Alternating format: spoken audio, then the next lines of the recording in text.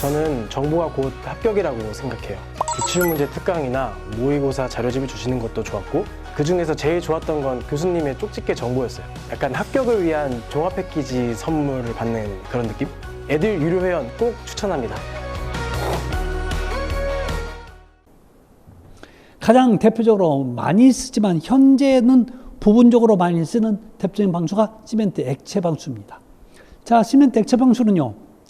자, 여러분 시멘트만 쓰는 게 아니라 시멘트에다가 물을 섞을 때 자, 방수액과 물을 희석해서 섞어서 그걸 자체로 시멘트 풀 자체가 여러분 그 방수 개념이 되는 거죠. 자, 그러면 여기서 시멘트 페이스트가 나오는데 시멘트 페이스트는 시멘트 풀이라는 표현과 같습니다. 자, 그러면 시멘트 풀은 시멘트와 물을 섞을 걸, 두 개를 섞은 걸 여러분 시멘트 풀 또는 시멘트 페이스트라고 하는데, 자, 기본적으로 이것만 쓰지는 않습니다. 얘는 여기에다가 모래까지 혼합을 했었어요. 자, 그래서 자, 여기서 기본적으로 시멘트 액체 방수는 물의 방수액 및 방수액 등을 재료로 시멘트 모르타르와 시멘트 모르타르죠. 여러분 시멘트 모르타르는 시멘트, 모래, 물을 섞은 걸 시멘트 모르타르로 얘기하는 거죠. 모르타르와 혼합한 것을 일정 두께로 발라서 방수층을 형성하는 공법. 거의 대부분 여러분 이런 것들은 시멘트 액체 방수가 되는 거죠. 그래서 나중에 여러분 이렇게 빗자루로 표면을 마무리 지어요. 이게 여러분 시멘트 액체 방수입니다. 자, 이 방식은 굉장히 좀 저렴하죠.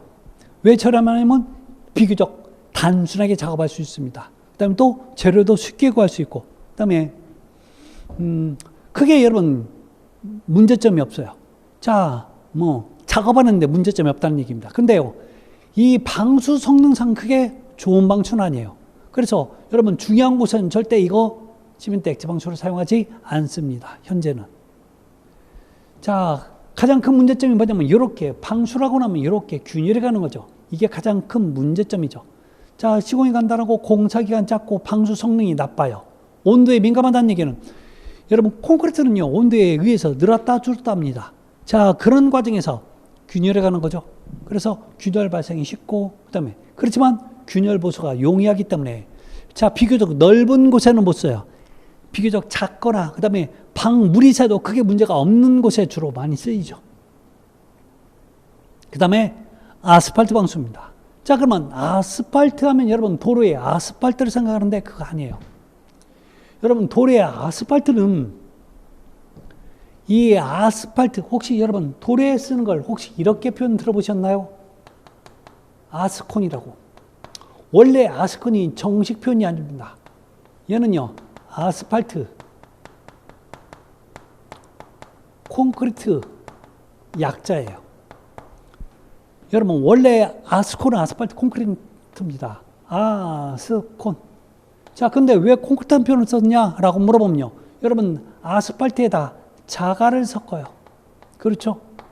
그래서 여러분 콘크리트한 표현을 쓰는데, 자, 그러면 원래 아스팔트는 여러분 석유, 원유 있죠? 원유를 정제를 합니다. 정제하는 과정에서 가장 맨 나머지의 찌꺼기가 이게 여러분 아스팔트예요. 이걸 녹여요. 자, 그래서 어떨 때까지 녹이냐면 여러분 연화할 때까지.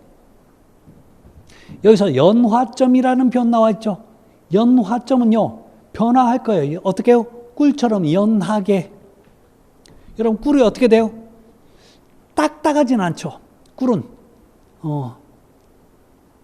겔 상태로 돼 있죠. 겔 상태. 그때까지 녹이는 거예요. 왜?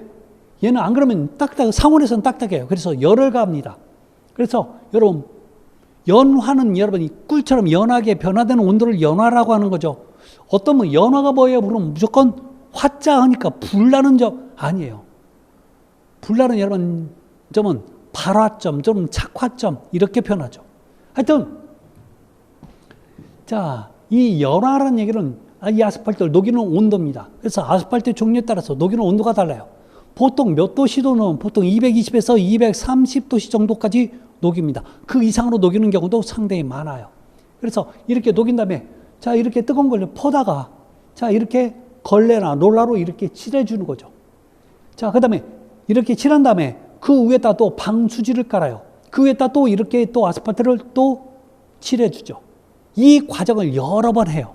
그러다 보면 자, 이 작업이 굉장히 좀 어렵고 복잡하고 작업하는 기간도 길어서 그렇지 한번 해놓으면 굉장히 좋은 방수 성능을 가지고 있습니다. 이게 여러분 아스팔트 방수죠. 자, 이 아스팔트 방수는 현재는 거의 안 쓰고 있습니다. 현재요. 자, 왜 그러냐고요? 작업 자체가 까다롭고 또 작업 자체가 굉장히 좀 어렵죠. 200도 이상 여러분 작업을 한다는 얘기는 굉장히 위험한 작업입니다. 여러분 200도씨가 어느 정도 되는 온도인지 여러분 느껴야 되는데, 여러분 우리 치킨 있죠?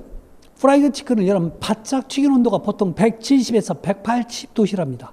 어마어마하게 여러분 높은 온도라고 생각하는데, 이 아스팔트 녹이는 연화점은요 이것보다 더 높은 220에서 230도예요.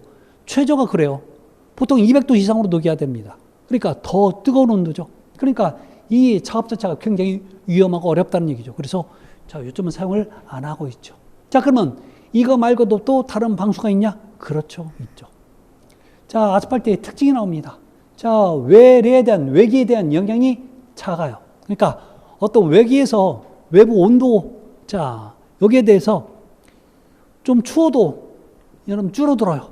뜨거우면 좀 늘어나고, 근데 여기서 깨지거나 일어나거나 그렇지 않았습니다. 그래서 신축성이 크고 균열 발생 적고, 그런데 시공이 복잡해. 공사 기간이 길어. 그렇지만 방수성은 좋은 거죠.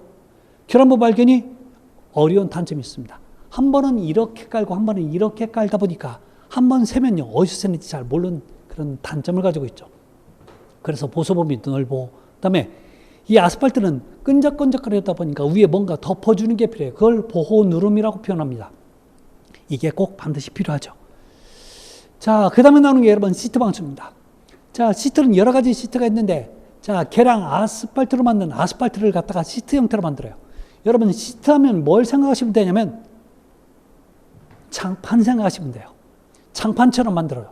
그래서 이게 아스팔트인데 아스팔트 뒷면을 갖다가 이렇게 토치로 구워요. 그러면 이 아스팔트가 녹으면서 끈적끈적거리겠죠. 그래서 여기다 가서 깔아버리는 게 이게 바로 자, 시트 방수입니다. 근데 합성 고분자기에서 여러분 장판처럼도 여러분 혹시 장판도 방수가 됩니까?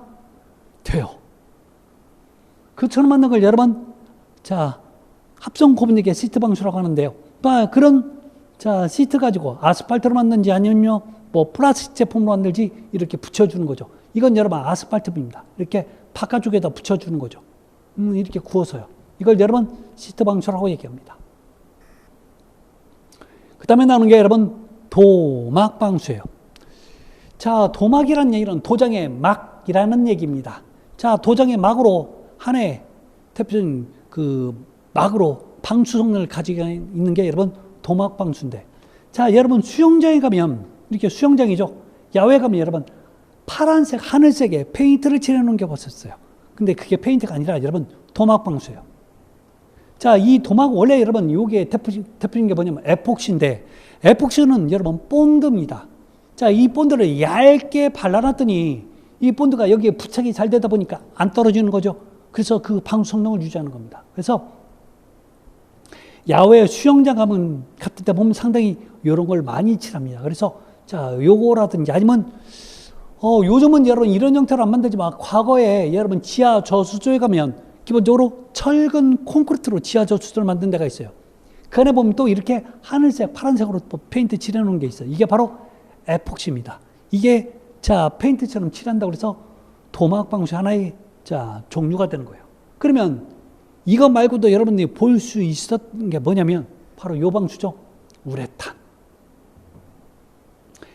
자, 여러분은 모르시겠지만 보신 분이 있을 거예요.